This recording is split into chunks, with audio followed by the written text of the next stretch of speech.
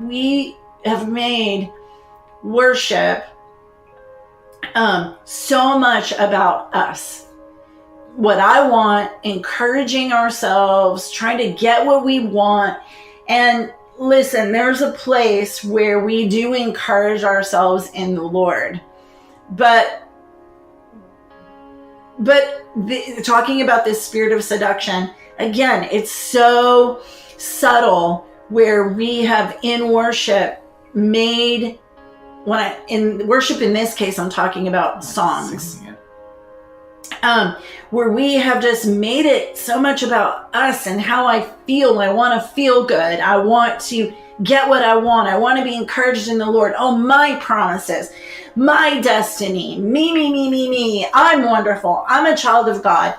And that's all it went so far into that direction that it subtly lures us away, seduces us away from the one we should be gazing at. Yeah. Oh, that's I can so much bear witness with that, because that's been a lot of my major journey the Lord's even taken me on, is just this journey of Him showing me what true worship looks like. And you're a worship leader. I'm a worship leader. I'm a worshiper in songs and stuff like that, in that kind of realm as well. And I've had that same notice of just, if we think we assume, against this thing of assumption, that we assume that what we're doing is worship because it has script, just because it has scripture in it, because it is actually true.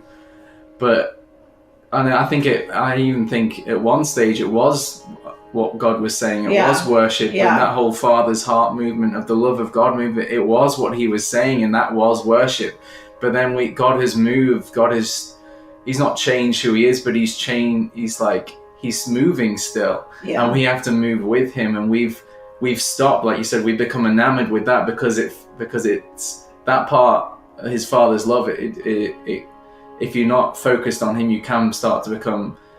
It's this weird, funny thing that God said to me, I don't want to know how loved I am. I want to know how much you love me. It's this really the focus, because once it's a focus on me, I want to know how loved I am. It's focused on me. Mm-hmm. But there's it's the same thing, but it's a different perspective. I want to know how much you love me. It's a focus on the source. It's of Him, and we just got stuck in that place. But worship, He's really moving into this place of a different aspect of His nature. Or I think He's revealing a different aspect of His nature, of His holiness, of His worthiness. And we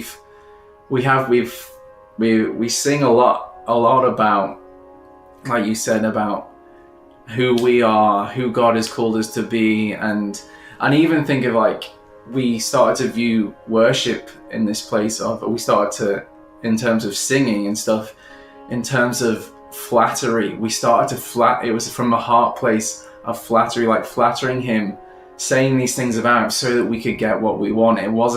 It stopped becoming about Him, about praising Him, about how worthy He is. It became about, okay, I say this stuff about you so that now I can get what I want. Yeah, and in unintentional. I'm not saying it was intentional, but that's what it started to become. As you said, it becomes really subtle. The enemy draws us in really subtly, and we don't notice it, and it's just a really subtle thing.